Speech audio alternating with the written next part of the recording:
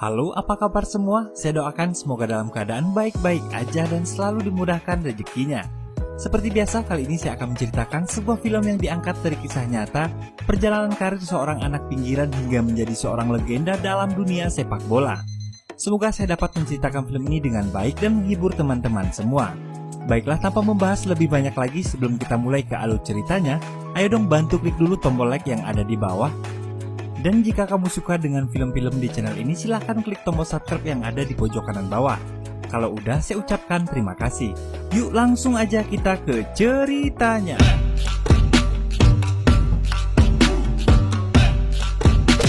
Film dimulai dengan memperlihatkan seorang anak kecil bernama Diko yang sedang bermain bola di sebuah gang bersama teman-temannya.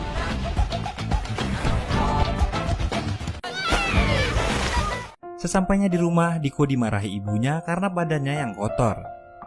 Kemudian Diko pergi ke atas bangunan untuk mendengarkan sebuah pertandingan bola. Saat itu yang bertanding adalah Brazil melawan Uruguay pada Piala Dunia di tahun 1950. Dan Brazil kalah pada saat itu. Semua orang yang ada di sana terlihat terdiam dengan wajah sedih, termasuk ayahnya Diko.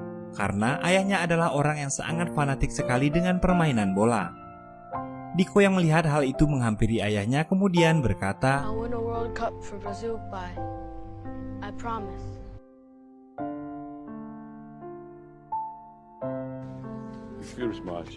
Berpindah ke tempat lain, ibu Diko yang bekerja sebagai seorang pelayan membawa Diko untuk membantunya bekerja di rumah majikannya itu.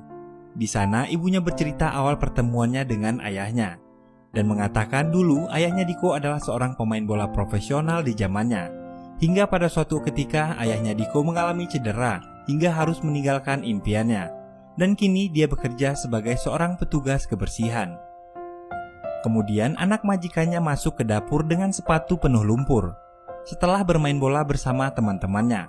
Lalu Diko berkata dia akan menjadi Pele. Namun Diko saat itu salah mengatakan nama pemain bola yang dia maksud. Pemain bola yang dia maksud adalah Bile, seorang kiper klub Pasco. Dari sanalah awal nama Pele. Karena hal itu anak majikan ibunya memanggil dia dengan nama Pele. Suatu saat Diko mengajak teman-temannya untuk ikut turnamen sepak bola. Dalam pertandingan ini tim Diko selalu menang, akan tetapi tak ada satupun orang yang memperhatikan mereka. Orang-orang lebih suka menonton anak-anak orang kaya itu bermain. Anak-anak itu kemudian mentertawakan mereka karena Diko dan teman-temannya bermain bola tidak menggunakan sepatu. Diko dan teman-temannya ingin memiliki sepatu. Karena tak punya uang, mereka akhirnya mencuri kacang dan menjualnya di pasar. Tiba-tiba Jose lewat dan memanggil Diko dengan panggilan Pele. Diko yang kesal akhirnya berkelahi dengannya.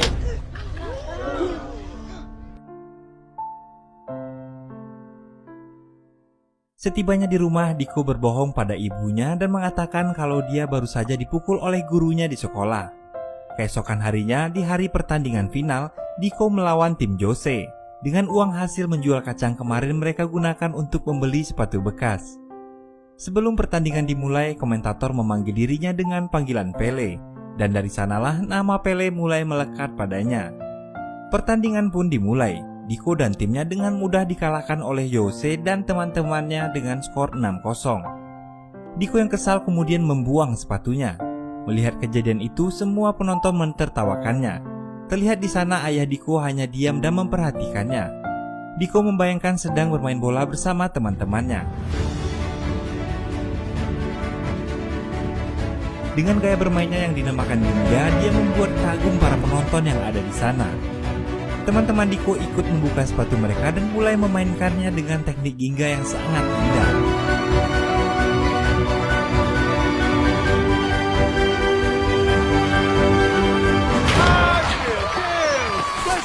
Hingga di akhir pertandingan mereka harus kalah 5-6. Namun hal yang tak terduga pun terjadi.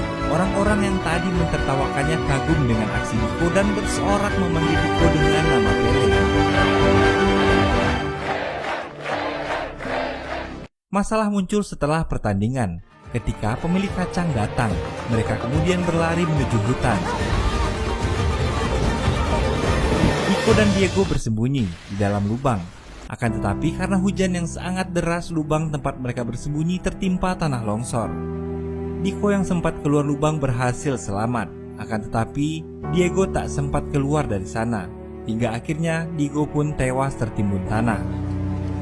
Di rumah, Diko terlihat terpukul dengan kejadian itu dan berkata, semua itu mungkin karena salahnya. Sejak saat itu dia berjanji pada ibunya akan menjadi anak yang baik. Di malam itu juga ayah Diego memberikan kartu nama De Brito. Dia adalah seorang pencari bakat sepak bola. Namun Caleste menyimpan kartu nama itu dan meminta Didinho untuk membawa Diko ikut bekerja bersamanya. Keesokan harinya, Diko pergi bersama ayahnya bekerja di sebuah rumah sakit sebagai petugas kebersihan. Suatu hari, ayah Diko mengambil mangga yang sudah matang lalu memperlihatkan teknik gingganya pada Diko.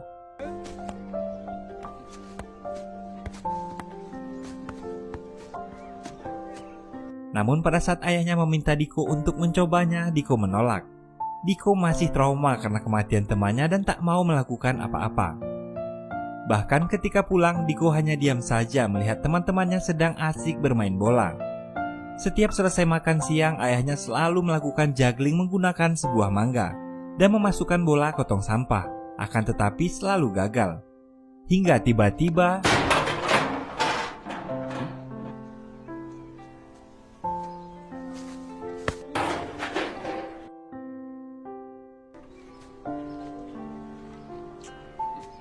sejak saat itu Diko mulai berlatih. Awalnya Diko gagal karena mangga yang dia gunakan selalu pecah. Namun dia selalu mencoba hingga berhasil mengendalikan agar mangga itu tidak rusak.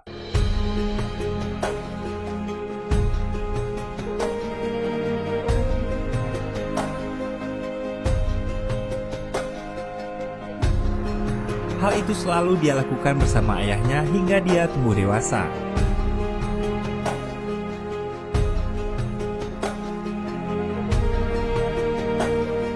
Dan pada suatu hari, saat ibunya melihat Diko berlatih, Caleste yang terharu melihat itu kemudian menghubungi De Brito. Sesampainya di rumah, De Brito telah menunggu Diko di sana.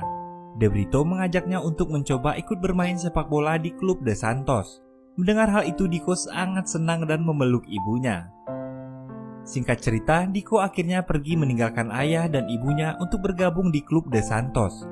Pada saat latihan, Diko dihina pelatihnya karena bermain menggunakan teknik ginga. Dan tibalah waktunya pengumuman pemain yang akan bermain di klub De Santos. Diko masuk dalam daftar pemain termuda. Diko yang setiap berlatih menggunakan teknik ginga mendapat tekanan dari pelatihnya dan menganggapnya dengan teknik primitif seperti itu mereka akan kalah. Pelatihnya merasa gaya bermain Eropa lebih baik dari teknik bermain Diko yang merupakan ciri khas primitif Brazil.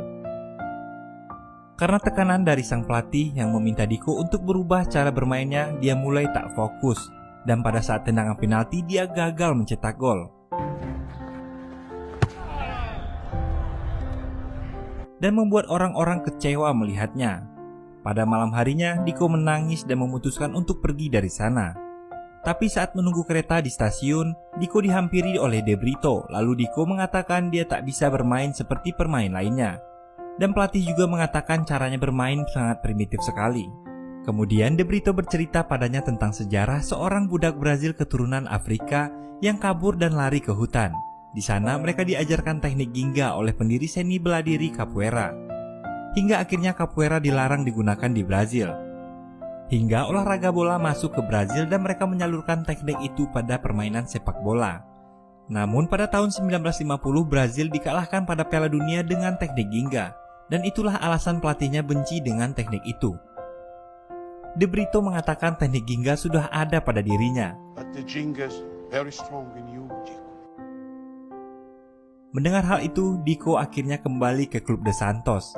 Pada saat pertandingan, Diko menabrak teman satu timnya dan dia teringat saat berlatih bersama ayahnya dulu.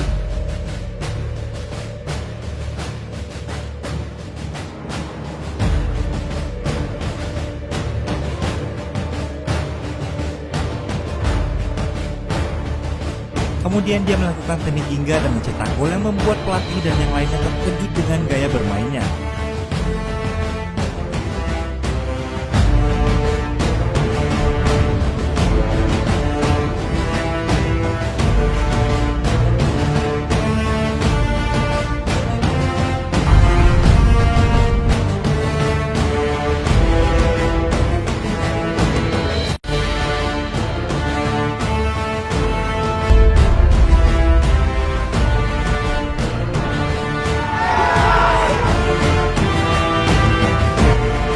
saat itu sang pelatih mulai suka padanya. What the hell was that?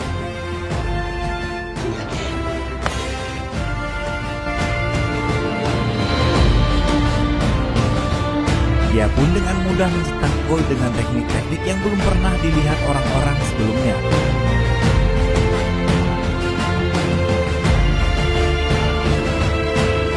Dia lalu masuk ke tim junior dan kemudian naik ke tim pro. Diko semakin menarik perhatian banyak orang dengan teknik gingganya. Di radio terdengar pada saat penentuan pemain Piala Dunia. Diko terpilih menjadi pemain timnas Brazil termuda dalam sejarah.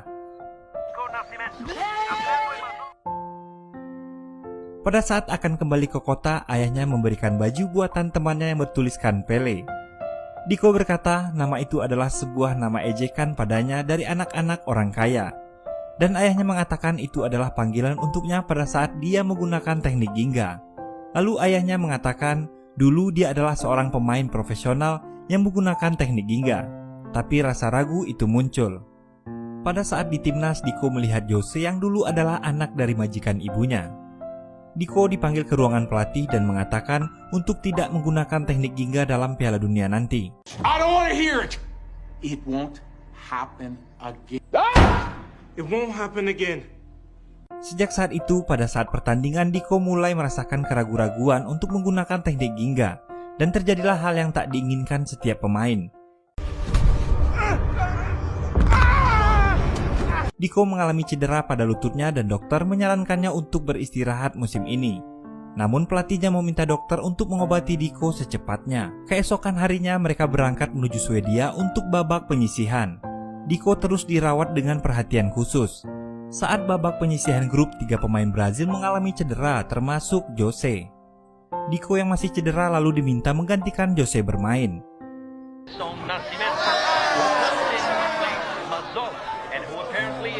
Pada saat masuk lapangan, para penonton mentertawakannya karena melihat fisiknya yang kecil dari pemain lainnya. Dia adalah pemain termuda Brazil pada saat itu.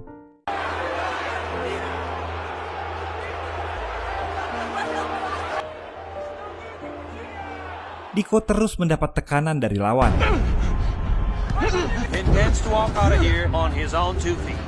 Brazil dan Uni Soviet seri hingga babak pertama berakhir.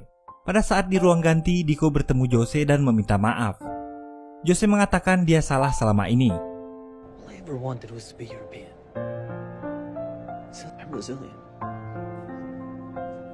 Dan dia memuji cara bermain Diko yang indah pada saat mereka bermain di Bauru. Babak kedua dimulai. Jose yang berada di kursi cadangan meyakinkan Diko untuk menggunakan teknik gingganya.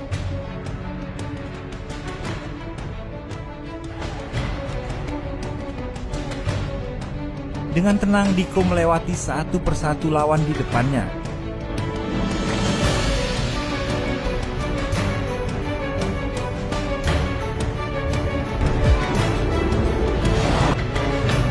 Diko terus melakukan aksinya hingga membawa timnas Brazil ke final dan menjadi perhatian media dunia.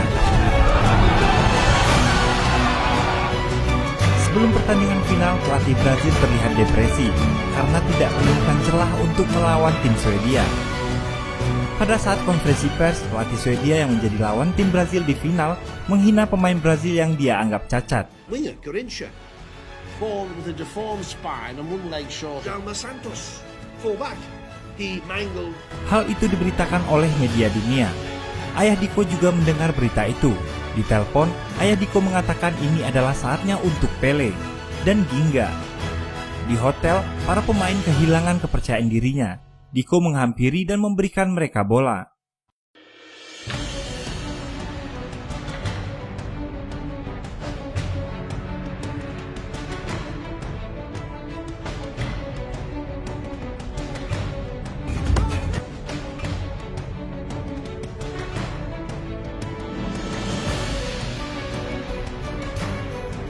Ketika para pelatih masuk, semua terdiam. Hal yang tak diduga pun terjadi. Setelah melihat mereka bermain di hotel, pelatih memberi kebebasan pada mereka untuk bermain menggunakan ginga. Dia ingin dunia melihat Brazil. Hari pertandingan final pun tiba. Terdengar Pele mulai dibicarakan di beberapa media. Pertandingan pun dimulai. Di awal pertandingan mereka kebobolan dan membuat para penggemarnya terdiam.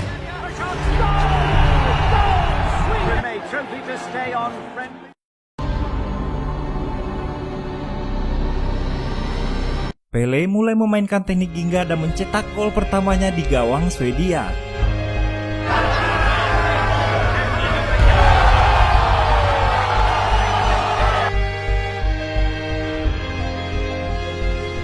Permainan kembali dilanjutkan. Brazil kembali mencetak gol.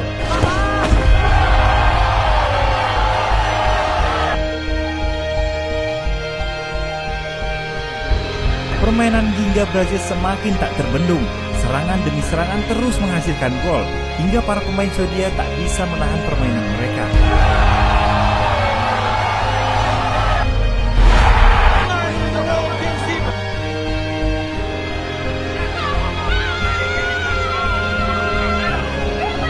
Pele dengan teknik gingganya mulai dikenal dunia sejak saat itu. Dan Brazil pun berhasil menjadi juara dunia berkat kemenangannya atas Swedia dengan skor telak 5-2.